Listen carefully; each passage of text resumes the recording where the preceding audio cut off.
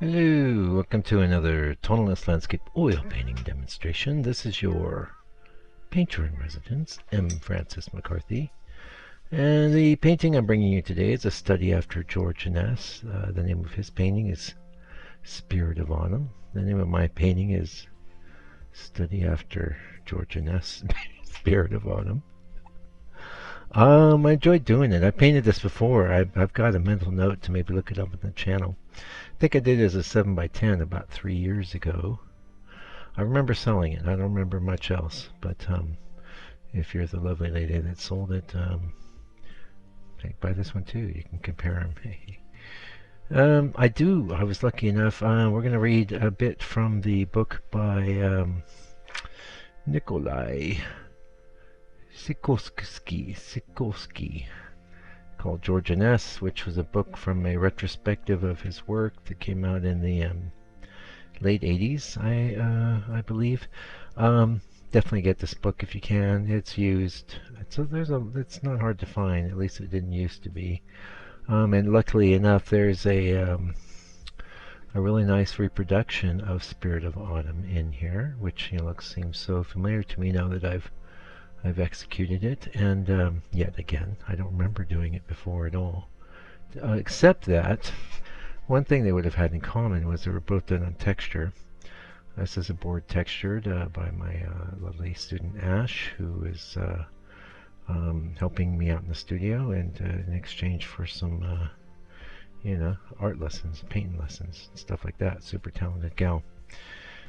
Anyway, she's doing these textured boards for me, which are super labor intensive and really pretty neat though. And now when you're working on the texture, it's cool because you can just drag your brush and all this seeming detail just appears, as you lightly pull your brush over the top of the texture.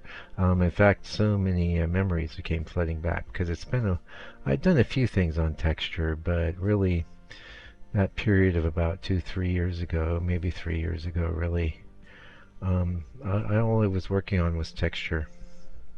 Every painting was textured. And the thing is with that is that it's quite a labor-intensive process, at least to come up with a texture that I think is suitable, If you're kind of doing it halfway, you get halfway results, and that's, pardon me, clear my throat a little bit here. And if you start with a halfway result, how's your painting going to end up? Even something like a study, you go, well, it's just a study, but more and more I'm trying to bring a level of completeness and polish to my Inness studies, mostly because I'm working at that same exact proportion that he was, which is the golden mean. Now my painting is way, way, way smaller. He tended to like 30 by, what was it? 20 by 30 was one of his sizes. I forget the other size, but maybe it says here. This would have been 30 by 45, okay? Yeah, so that's actually golden mean proportions.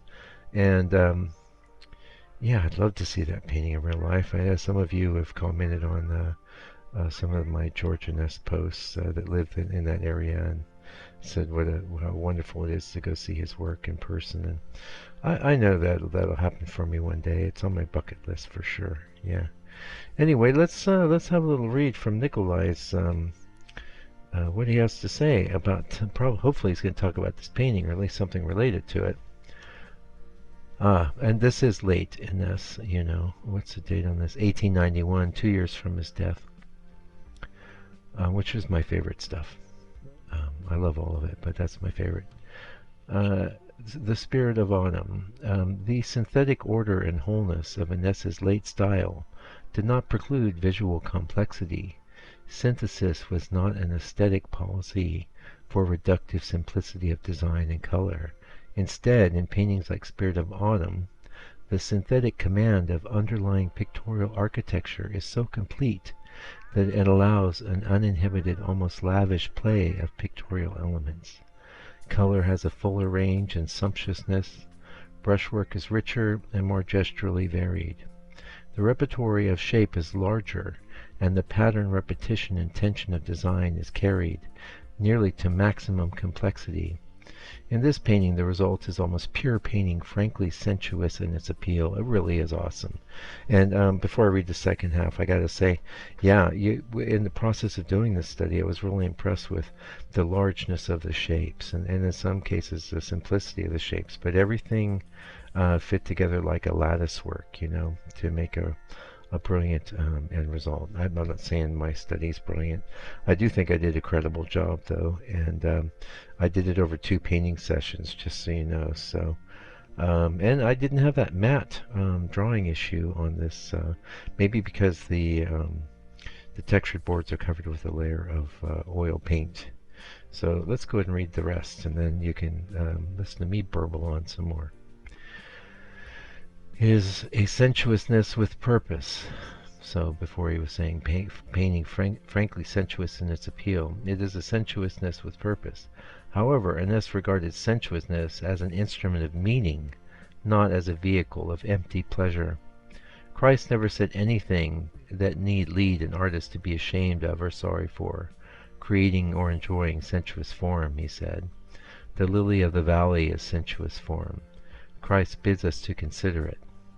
It is with the sensuous form of his art, with the pathos of his color, with the delicacy of his chiaroscuro, with the suggestions of his form that the painter tells his story. That's all quotes from Inness.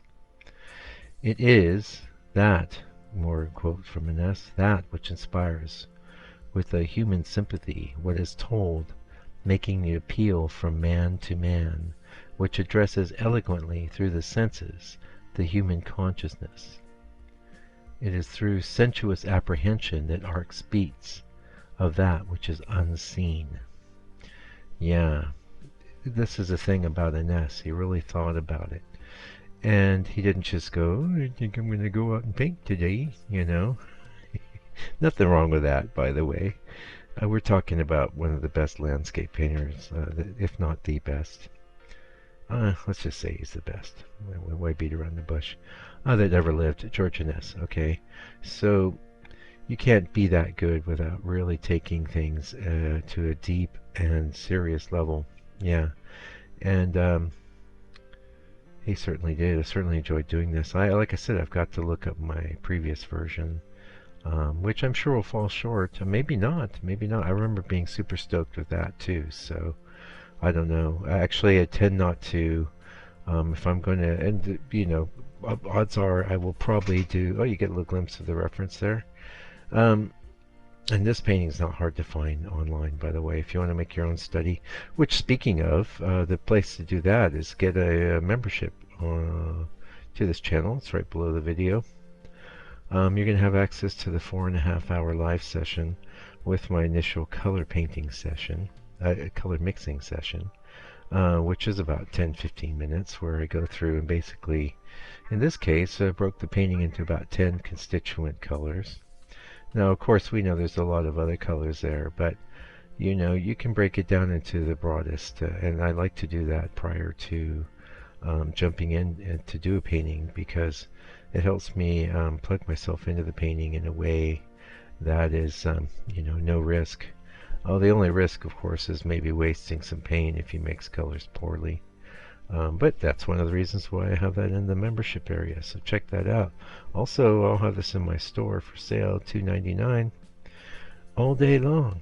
Yeah, that includes international shipping and a satisfaction guarantee. So for any reason you don't like it, let me know, and I'll get my painting back. I'll give you your do-re-mi, and everybody going to be happy. And I offer that because, because that's what I'd want. You know what I'm saying? You never can tell, but the guarantee of this painting is super lovely. I'm super proud of it. And halfway time, I don't have any place in my house to hang any. Well, I'm looking at a spot I could hang it. I have a lot of my stuff up, and stuff from friends of mine that are artists. Yeah. So what sort of challenges? Well, I kind of found the texture to be a challenge. It was like, oh, I feel like I have to work really hard to scrub it in. And I remember that from back in the day, where when you're working on a completely smooth surface, it just glides But the plus side was that I was able to get in and finish it the next day, and that looked fine on the camera as far as I could see. In fact, I think that's exactly what we're doing now. So, and then that next day too, I spent just as long putting little tiny details and things, little micro modulations of color as I did with the initial block in. So that's all good. If it was just, to make a study for learning purposes, I might have been content to um, just leave it at that state. But I took it to a real nice finish because, well, I'm going to put it in the store. I do pretty well with the Inness studies on my store, and that's great because, um, the unknown virus of unknown origins has definitely affected my studio business, gallery business. Yeah, I'm not complaining. In fact, I'll paint no matter what. I'll maybe alternate with going out with a begging bowl in front of the studio, and then when I get a little food, I can go finish my painting. I don't know. It's important to me though because, and you have to look at well, I'm not. We're all going through some hardship these days. So if you are in a position to support this artist and this channel, I would appreciate that.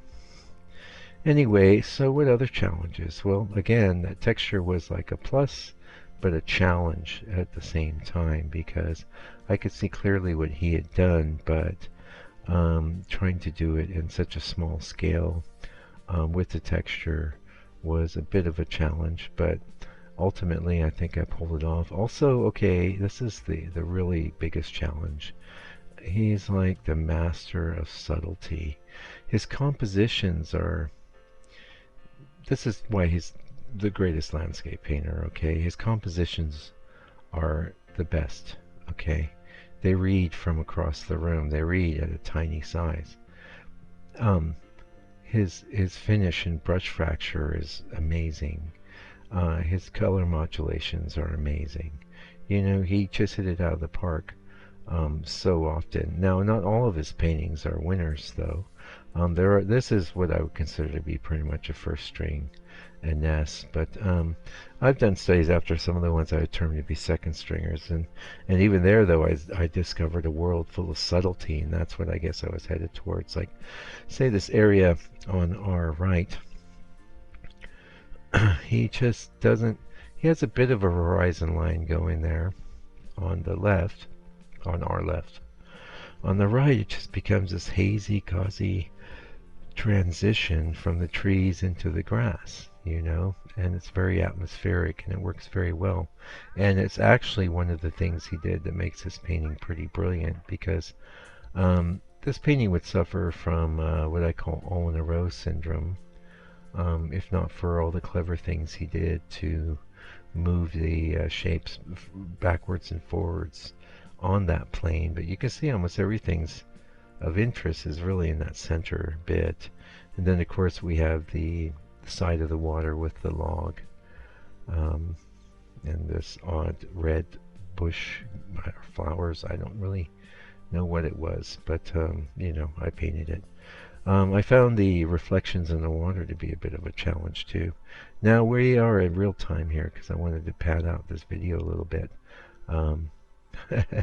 Because I'd actually made a few mistakes with the time I set for rendering, and there's like the camera breaks this into like 20-25 separate little snippets. So yeah, I'm not going to go in and change that timing, but it's sped up nearly 20 times the rest of it.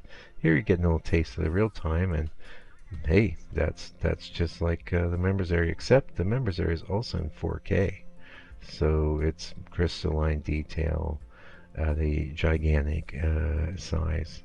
Of course, 1080 is nothing to sneeze at, so that's what you're watching it at. And it's been my pleasure to bring you the videos in 1080 for quite a while now. And geez, I really is a pleasure to share my work with you, and I really appreciate you coming around. And some of you have been coming around for a long time, and Yeah, God bless you. I really appreciate it, and thanks for the support. Even if it's just watching a video, if you're the type that will comment on a video, drop me a comment. I always find that very encouraging.